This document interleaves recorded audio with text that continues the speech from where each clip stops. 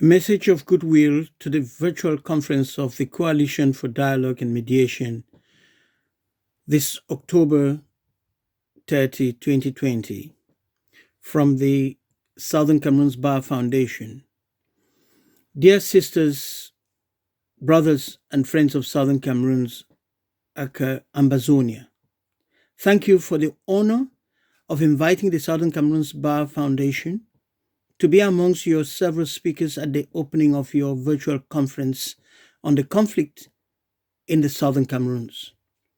Before I proceed, permit me to pay respect and honor to our dead, those who have gone before us, particularly the children of my dear Kumba, a place I know so well, and the souls of many of our forebears who have died in this fight. One can be tempted to laud your initiative and particularly appreciate and encourage the focus on dialogue and mediation, if not of the booming conflict economy which goes apace. We need to get our priorities right.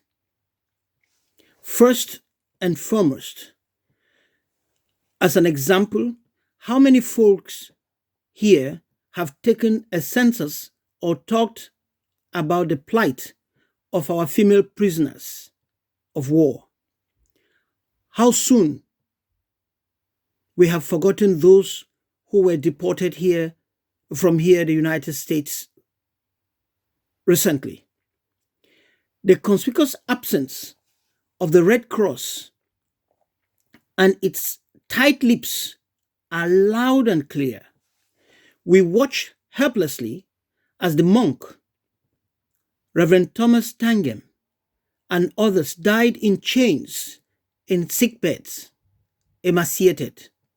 I fear the same fate for the other prisoners of war, including Sisiku Shufai, Professor Awasum, and the rest of them, hundreds, because the Red Cross has abdicated its chief responsibility of ensuring the welfare of prisoners of war. The deceased journalist Wazizi was being searched for and sought by newsboys and girls. Many of our people remain missing. Has the Red Cross a tracing register? Oh, maybe its representatives have been visiting the warm beaches as usual. To recognize the danger of proceeding into international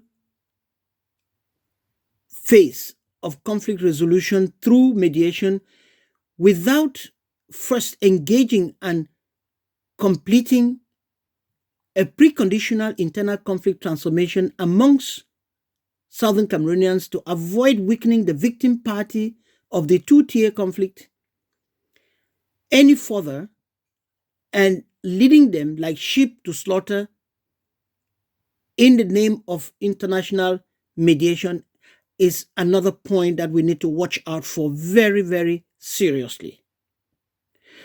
I can hardly get tired repeating that we need to get our priorities clear and straightforward.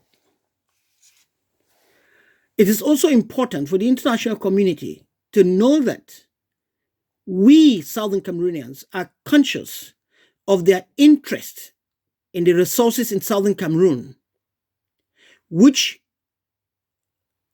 like the Red Cross, has blinded them from the human element in this conflict.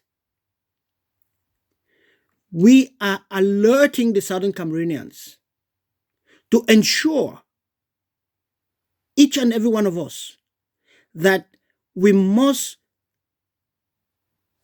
clear the conflicting situations amongst us in order to face the monsters of multinationals backed by their home governments.